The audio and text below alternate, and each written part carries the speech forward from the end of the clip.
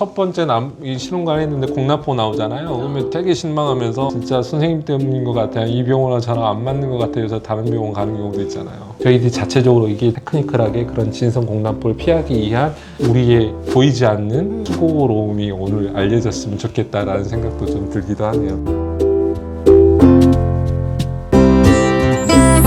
안녕하세요. 난임 전문의 이경훈입니다. 안녕하세요. 이유정입니다. 오늘 주제는 시험관 진행하시는 분들이라면 들어봤을 단어, 심장이 철렁철렁대는 단어 공남포입니다. 두둥. 네. 초음파에서도 난포가 잘 보였고 수치도 나쁘지 않았고 주사도 잘 맞았고 했는데 난자가 채취되지 않는 순간이 오면 머리가 하얘집니다. 이제 정말 방법이 없는 건가 싶은 부정적인 생각들이 한꺼번에 밀려오기도 하고요. 실제로 공난을 겪는 게 흔한 건 아니지만 한번 겪어보고 겪는 분이라면 정말 이거 정말 드물어요 라고 말하는 게 위로가 잘 되지가 않죠. 또 답답한 게 원인이 뭐냐고 물어보면 이게 딱 한마디로 정리될 수 있는 게 아니어서 또 막연하다는 그런 부분도 있는 것 같아요. 네, 맞아요. 그래서 공남포가 정확히 무엇이고 그리고 한번 경험했을 때 다음 사이클은 어떤 방향으로 준비하면 좋을지 필요한 핵심만 정리해서 말씀드릴게요. 지금 공남포 진단을 받고 이 영상을 보시게 된 분이라면 오늘 내용이 다음에 뭘 확인해야 하는지 정리하시는 데 도움이 될 겁니다. 공남포가 정확히 뭔가요? 공남포는 시험관 시술에서 아주 드물게 겪는 상황인데 사실은 드물지 않죠. 상당히 자주 접하죠. 예, 접하고 초음파로 난포는 정상적으로 자랐고요. 혈액검사에서 에스트로겐 같은 호르몬 수치도 괜찮게 올라왔는데 막상 난자 채취하는 날 채취를 해보면 난포 안에 난자가 하나도 들어있지 않아서 난자 채취가 되지 않는 상태를 말합니다. 뭐 발생률은 전체 IVF 사이클의 뭐 0.5%에서 7% 좀 베리에이션이 큰데요. 정도로 좀 드물다곤 하지만 상당히 꽤 요새 이제 시험관을 많이 하다 보니까 많이 나오고 이거를 설명하는 의사도 되게 힘들어요. 의사도 힘들고 환자도 모두 힘들게 하는 거죠. 점점 공남포는 많아지는 게 많아져요. 이제 맞아요. 나이가 많아지는 분들이 이 고령의 여성이 많아지면서 공남포가 점점 많아지는 것 같아요. 나이가 들면 들수록 공남포의 가능성이 이렇게 높아진다. 이것은 변함이 없는 거잖아요. 공남포는 크게 두 가지로 나눠지죠. 하나가 이제 가짜 공남포라는 가짜. 거고 두 번째가 진짜 공남포라는 건데 가성 공남포가 가장 흔한 유형인데요. 원래 이제 성숙해야 되는데 마지막 단계에서 이제 중요한 역할을 해야 되는 그런 주사제제를 제대로 받지 못했을 때 또는 주사제를 맞았는데 그 주사제제가 제대로 작동하지 못했을 때 나타나는 경우잖아요. 두 번째 진짜 공남포인 경우인데 이게 주사를 제대로 맞았고 했는데도 난자가 나오지 않는 경우잖아요. 진짜 공남포, 진성 공남포의 원인은 뭐 명확하게 하나로 이렇게 정리되기는 좀 어려워요. 단지 이제 난소 나이가 많았을 때, AMH가 0점대일 때, 그 다음에 여성의 나이가 좀 올드에이지일 때, 이때 또는 난포 발달 과정에서 난자가 너무 일찍 퇴하거나 너무 과숙돼가지고 그냥 사라져 버렸을 때 그럴 때 여러 가지 문제가 생기는 건데 일부에서는 잘 모르니까 유전적 원인이 있어서 그럴 수도 있다 또는 다낭성일 때 그럴 수도 있다라고 보고되는데 정확하지는 않잖아요. 정확하게 왜 생기는지 기전이 밝혀지지 않았기 때문에 연구도 계속 진행되고 있는 것 같아요.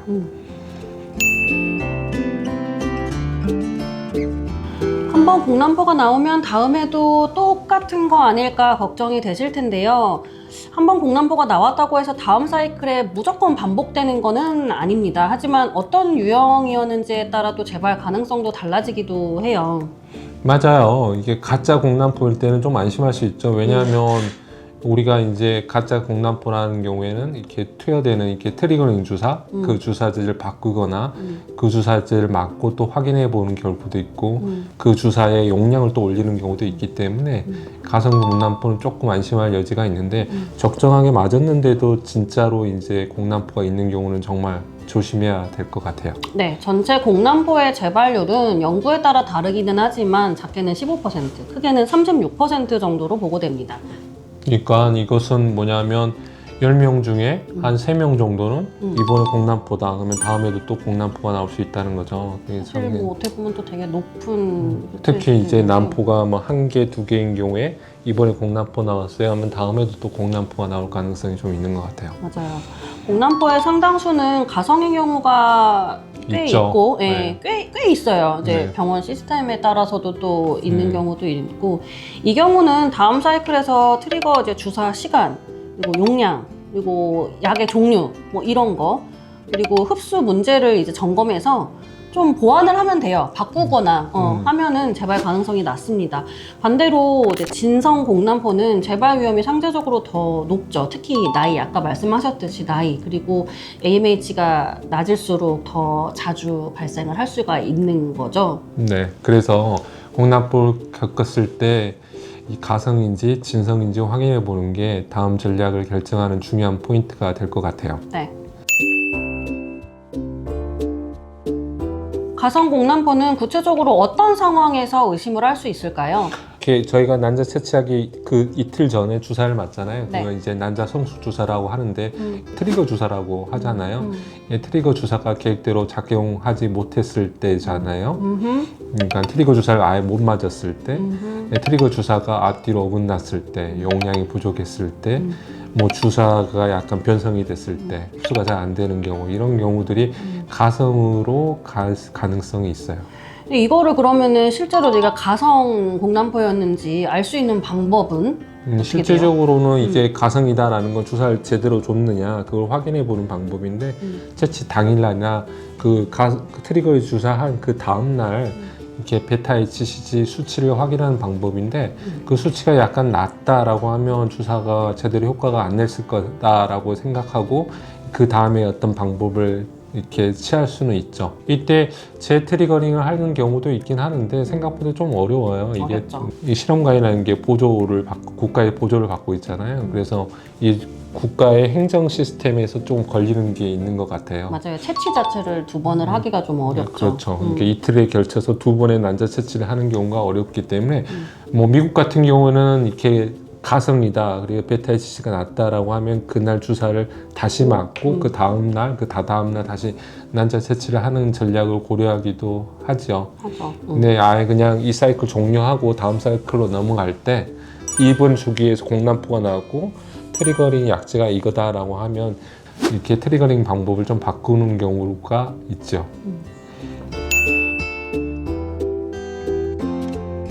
이거 좀 어려운 내용인데 이제 진성 공남포는 주사가 제대로 맞았어요. 주사도 맞고 시간도 잘 맞았고 했는데도 난자가 나오지 않는 경우라 난포 발달이나 유전적 요인 또는 난자 노화, 그러니까 나이가 있거나 그리고 AMH가 낮거나 성숙 과정의 본질적 이상이 원인으로도 좀 추정이 되기 때문에 그러니까 원인을 잘 모른다는 거죠. 방식을 변경하더라도 해결되지 않을 수가 있습니다.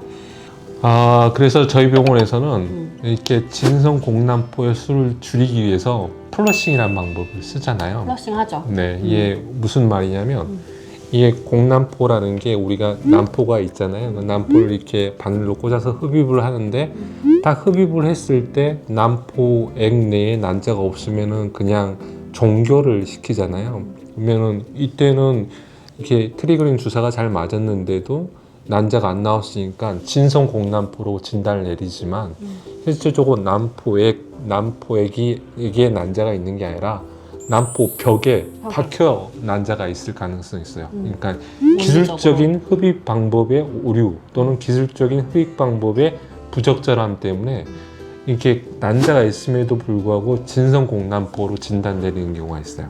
그런 거를 좀 피하고자 저희 병원에서는 남포가 2개, 3개 정도 있으면 저희가 꼭 플러싱이라는 용수법을 쓰는 거죠.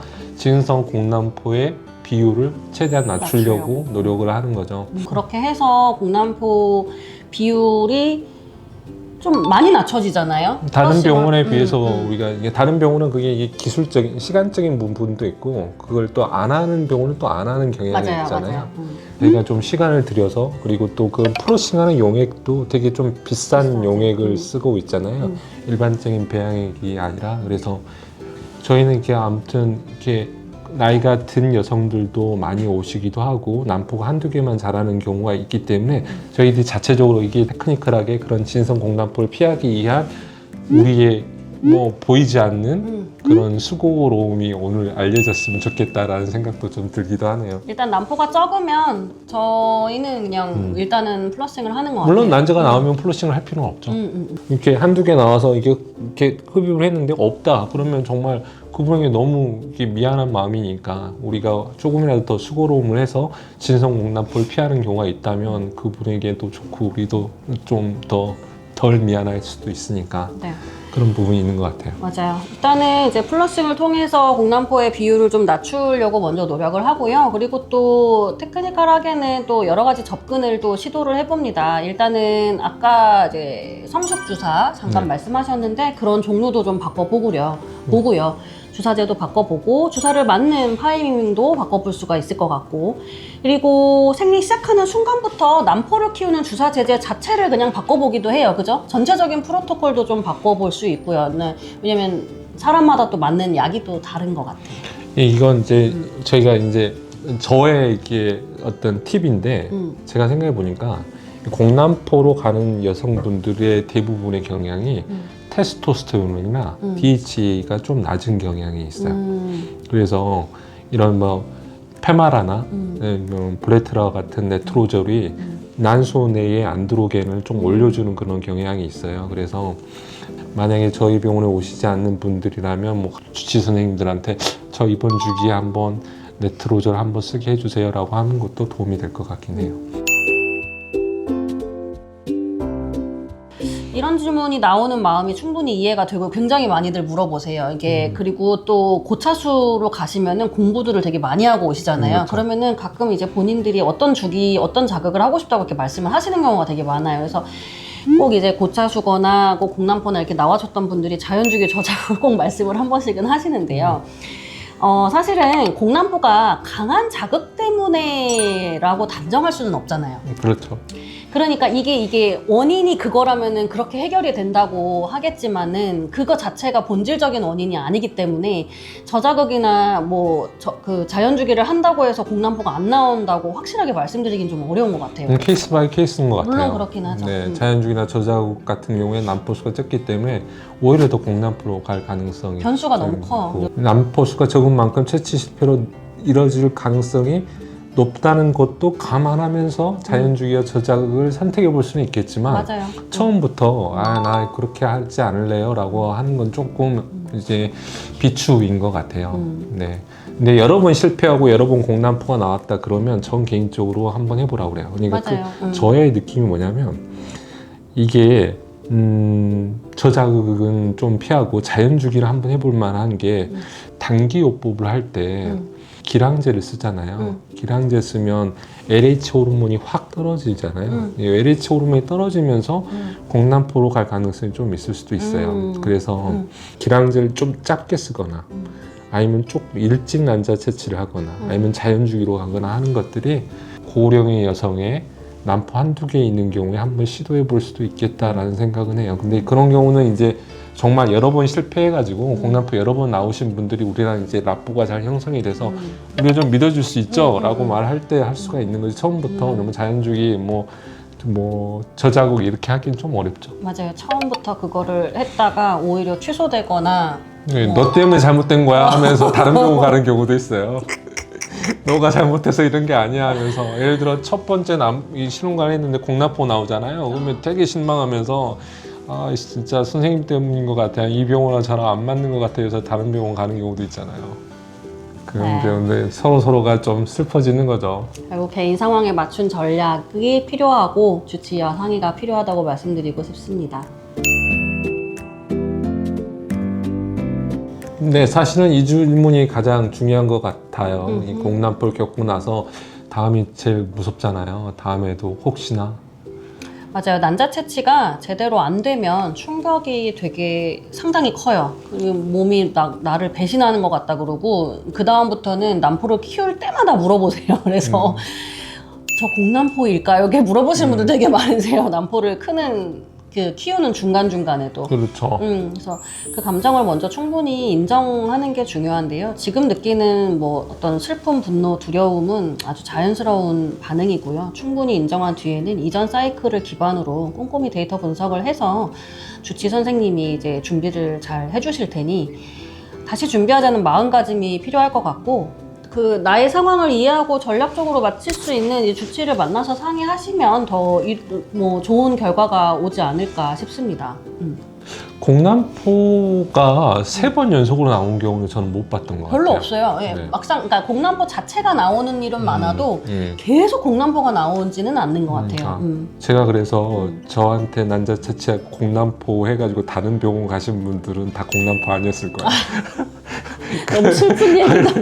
그래서 제가 말하고 싶은 건 한 번의 공남포로 너무 막 이렇게 우울하면서 뭔가 이렇게 뭐 대재앙이 온 것 같은 그런 느낌으로 모든 걸 다 바꿔볼 필요는 없이 약간의 변화로도 난자가 나올 수 있다라는 거.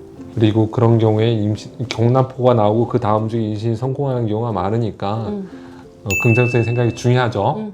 맞아요. 네, 지금 마음이 무겁고 불안한 게 너무 자연스러운 상황이고요. 그리고 혼자 결론 내리기보다는 다음을 무엇을 바꿔볼지 주치와 구체적으로 정리하시고 준비해보시면 좋을 것 같습니다. 네, 오늘은 제가 한마디만 해드릴게요. 3번 다 공남포 나온 경우는 없습니다. 그러니까 오늘도 끝까지 함께 해주세요. 이번 영상으로 조금이라도 방향을 잡는 데 도움이 됐기를 바라고, 다음에도 더 유익한 내용으로 찾아보도록 하겠습니다. 네, 그럼 안녕. 구독, 좋아요 알림 설정까지 부탁드립니다.